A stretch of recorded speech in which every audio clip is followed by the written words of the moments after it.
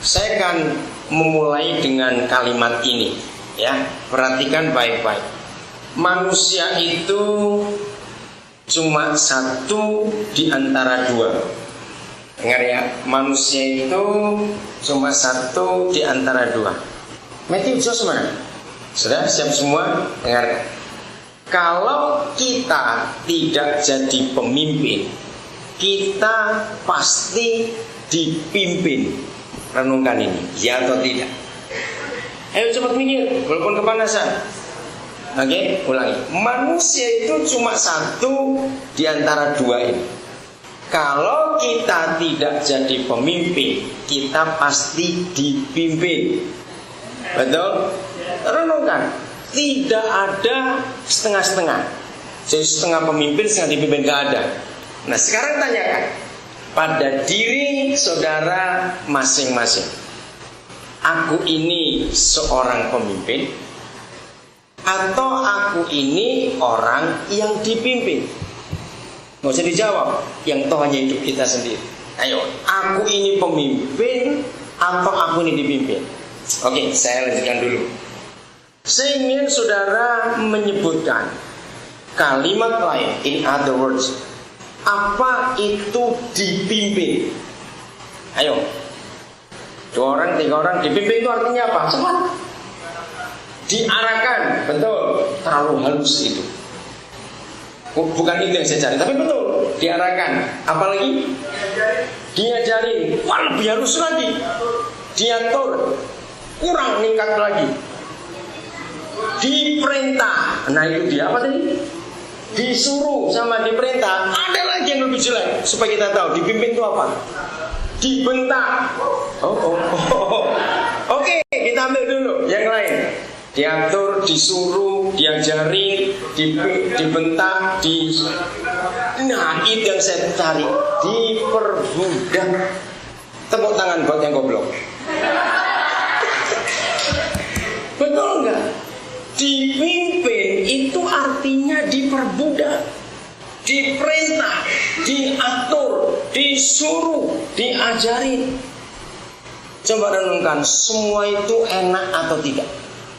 Nah yuk, enak atau tidak? Semua itu pasti gak enak. Ingat, manusia itu cuma ada satu di antara dua. Kalau dia gak jadi pemimpin, dia pasti dipimpin. Oke, setelah saudara sendiri menemukan kata lain daripada dipimpin, itu semuanya tidak enak. Maka sekarang kita akan melihat, untuk menjadi pemimpin, menurut saudara, itu harus perlu anak buah orang yang dipimpin atau tidak? Harus perlu atau tidak? Salah. Ternyata menjadi pemimpin itu tidak perlu, tidak harus perlu punya anak buah. Kenapa?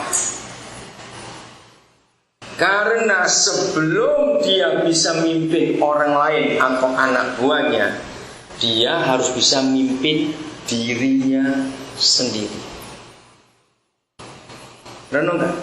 Nah, kalau orang itu memimpin dirinya sendiri, dia perlu anak buah tidak? Jawabannya perlu. Siapa anak buahnya?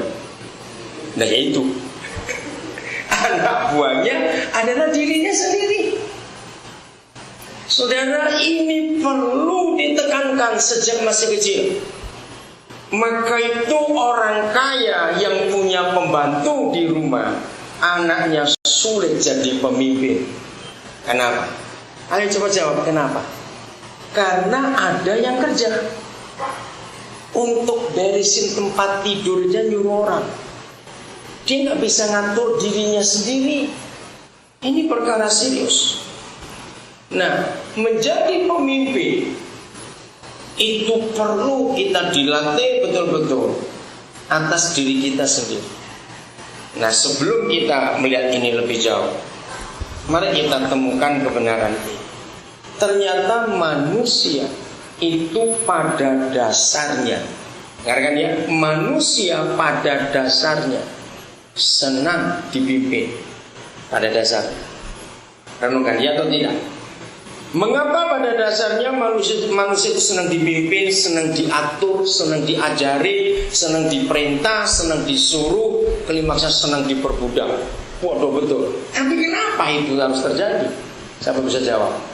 Ayo, masih teenager ini, anak remaja jawab. Kenapa? Pada dasarnya manusia senang diatur, diajarin, dipimpin. Kenapa? Ya, apa jawabanmu? Karena belum biasa, masih terlalu halus. Saya dengar suara di belakang apa tadi? Karena nggak mau bikin sendiri. Ada lagi yang sini? Karena apa tadi? Nah itu malas. Itu saya tunggu. Malasnya itu loh. Jadi bukan karena belum biasa, bukan karena tidak tahu, karena malas. Renungan kata-kata di dunia ini sebetulnya tidak ada orang yang tidak tahu apa-apa. Kalau orang itu tidak tahu apa-apa, berarti nggak ada orang berdosa di dunia. Coba renungkan kalimat ini. Menurut saudara, orang yang paling pintar di dunia justru orang berdosa. Loh, kok bisa? Untuk berbuat dosa itu perlu keahlian. Coba jawab iya atau tidak? Loh ini penting ini. Untuk berbuat dosa itu perlu expert enggak? Kalau enggak expert, ketangkap terus kembali. Betul? Bajing akan ketangkap terus. Jadi untuk berdosa itu perlu kepintaran. Secara setuju? Enggak ada orang bodoh di dunia? Loh ya jawab cepat. Setuju? Justru orang yang rajin berdosa, secara fakta orang itu pintar.